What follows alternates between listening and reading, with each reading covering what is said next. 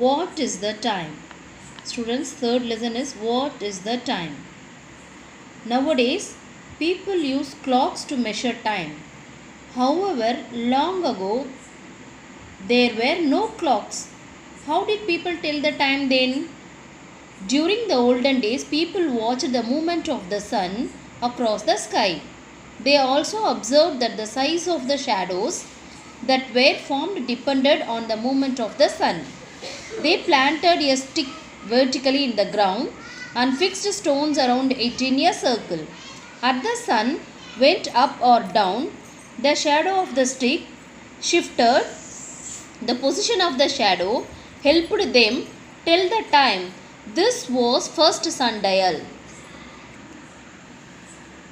How then did people get to know the time? After sunset, they watched the position and movement of the stars.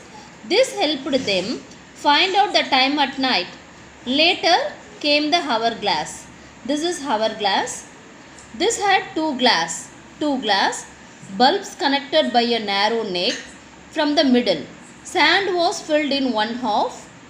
The sand is the top half flowed into the bottom half slowly. It took 60 minutes for all the sand to pass from the upper half to the lower. The hourglass was then turned upside down and the sand flowed back into the other bulb, taking the same amount of time.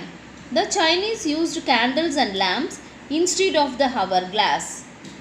The candles had lines at equal distances. The distance between two lines showed them that a certain length of time had passed. As the candles burned, they became shorter and shorter, and the lines appeared one after another. In the case of oil lamps, the level of the oil came down and the time was thus measured. When did clocks come into use? It was Galileo, an Italian scientist who invented the pendulum used in clocks. The first clocks were very tall and were called grandfather clocks. A time went by watches came into use. Some of them had gold cases. Now we have quartz watches and atomic clocks. Atomic clocks are very accurate.